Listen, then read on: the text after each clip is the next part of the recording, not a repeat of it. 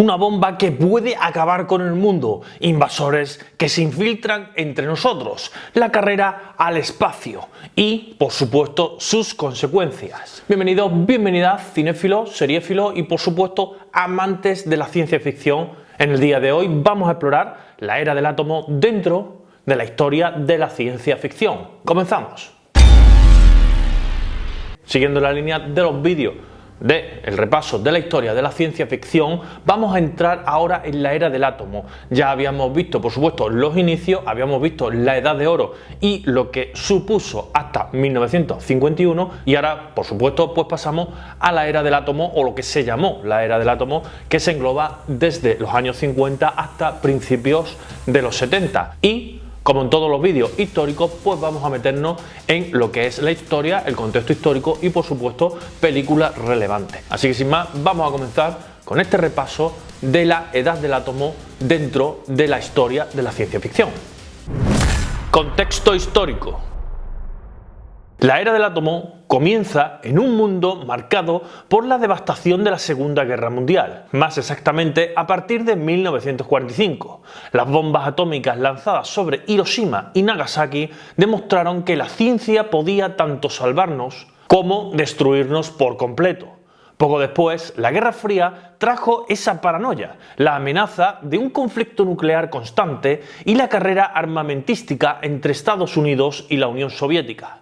Este fue el clima en el que se basó toda la ciencia ficción de la era del átomo, convirtiéndose en un espejo de los temores colectivos de diversos autores que se plasmaron tanto en obras literarias como en el cine.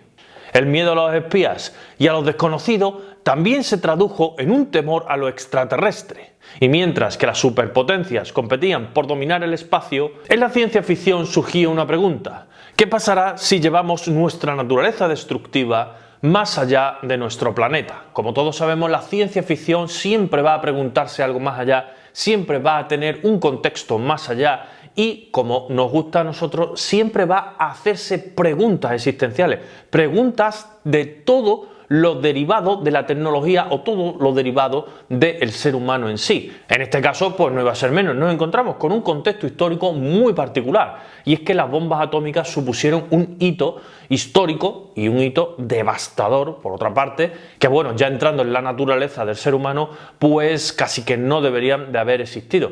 Pero bueno, en cualquier caso, sí que la ciencia ficción puede traernos esos riesgos, puede traernos esas consecuencias, y podíamos hacernos preguntas a través de la ciencia ficción, que es lo que hicieron, pues, por supuesto, muchos autores.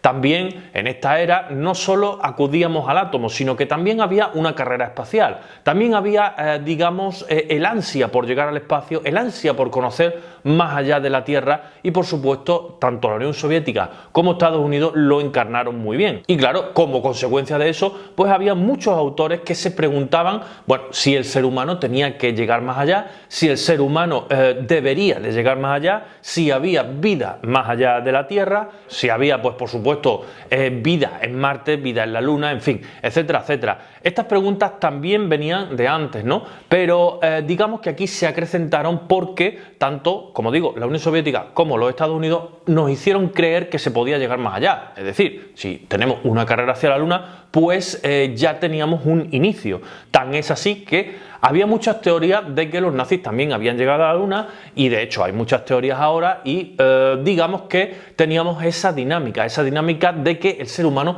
debía de salir. Por supuesto, con todos los avances técnicos que se habían hecho desde el inicio de la Segunda Guerra Mundial hasta, digamos, pues la caída del telón de acero, aproximadamente, que en este caso no coincide con el cambio de era de la ciencia ficción, pero sí que coincide a principios de los 70 con esa debilidad estructural que ya presentaba esa Unión Soviética o ese telón de acero, que más tarde, pues por supuesto, influiría para pasar a preguntarnos otras cosas dentro de la ciencia ficción. Temas recurrentes. Uno de los grandes temas de la época es el poder destructivo de la ciencia. Películas como The Day the Earth Stood Still, que ya hemos nombrado anteriormente, nos advertían sobre nuestra tendencia a la autodestrucción, mientras que libros como On the Beach imaginaba un mundo post-apocalíptico tras una guerra nuclear. un tema muy recurrente era el miedo a la invasión y la paranoia del otro. La Guerra Fría influyó directamente en historias sobre invasiones alienígenas que, en el fondo, representaban el miedo a infiltraciones comunistas. La invasión de los ultracuerpos es el espejo perfecto de cómo el miedo al otro se convirtió en un tema central. La radiación y las mutaciones se convirtieron en otro tema central, además de los efectos que podían provocar en la vida. Una obsesión de la época que sobre todo venía del territorio japonés. Películas como Them y Godzilla mostraban cómo las pruebas nucleares podían dar lugar a criaturas gigantescas e incontrolables. Una metáfora clara del poder que habíamos desatado con este conocimiento. Pero en esta época del átomo no todo era pesimismo y otro tema muy recurrente era la carrera espacial. Esta carrera espacial inspiró un resurgir del optimismo como vimos en películas como Forbidden Planet o 2001 Una Odisea en el espacio, una de las mejores películas de ciencia ficción que se han realizado hasta la fecha. Estas obras reflexionaban sobre nuestro lugar en el universo y el destino de la humanidad en el mismo. Como hemos visto, de estos tres temas surgieron películas muy buenas y películas que son referentes incluso hoy día. Incluso podemos encontrar remakes y podemos encontrar referencias a esas películas constantemente. Por ejemplo, en 2001 y por ejemplo, por supuesto, pues también podemos mencionar La invasión de los ultracuerpos, que es una película muy buena, de la que se han hecho remakes muy buenos y es un tema que hoy día pues puede ser plausible perfectamente. Por otro lado, como vimos también en Ultimátum a la Tierra, se nos presentan extraterrestres que nos advierten y nos aconsejan que evitemos las armas nucleares. Esto obviamente surge de ese miedo a la aniquilación total de los diferentes ejércitos con respecto a las armas nucleares. Es decir, el concepto de destrucción mutua asegurada, que como ya sabemos pues también ha dado muchas más películas aparte de Ultimátum a la Tierra y también nos ha dado mucha inspiración para crear mucha ciencia ficción y por supuesto preguntarnos sobre todos estos temas que hemos mencionado. Contraste con la Edad de Oro. A diferencia de la Edad de Oro, donde predominaba el optimismo y la exploración por el progreso y lo desconocido, la era del átomo trajo consigo una visión mucho más crítica y una mirada mucho más existencialista. La ciencia, que antes era la gran esperanza, ahora era vista con ambivalencia, pudiendo crear, por supuesto, mundos distópicos o mundos post-apocalípticos. ¿Qué pasaría si no fuéramos capaces de controlar el poder que hemos creado? Por supuesto, no solo el cine dio grandes obras y grandes adaptaciones, sino que la literatura también reflejó este cambio. En obras como Fahrenheit 451 de Ray Bradbury se cuestiona inexorablemente el impacto de la tecnología en la sociedad y nuestra capacidad para aprender de los errores. Este contraste se nota y lo vemos entre cambio de época, por eso podemos diferenciar las épocas, pero no dejaban de adaptarse, digamos que preguntas, no dejaban de adaptarse, digamos que conceptos a los nuevos tiempos. La Edad de Oro, recordemos que nos ha dado muchísimo contexto, muchísimo contenido que luego hemos ido evolucionando, del que hemos ido inspirándonos y que realmente creaba una base para añadir precisamente esas cuestiones que aparecían en la era del átomo, esas cuestiones más existencialistas o esas cuestiones más críticas, que además pues nos dieron, por supuesto, mundos, como digo, post-apocalípticos y mundos distópicos más allá de esa edad de oro o complementando a esa edad de oro que particularmente a mí también me encanta. Y aprovecho para comentarte que si a ti también te encantan o no te gustan o te gustan otro tipo de ciencia ficción, pues por supuesto puedes ponérmelo por aquí, por la caja de comentarios. Puedes ponerme, por supuesto, qué películas te gustan de los años 50 y 60, de la edad del átomo, por supuesto las obras que te gustan de la edad de oro de la ciencia ficción y por supuesto, como siempre hacemos, cualquier comentario que aporte a la historia en sí de la ciencia ficción.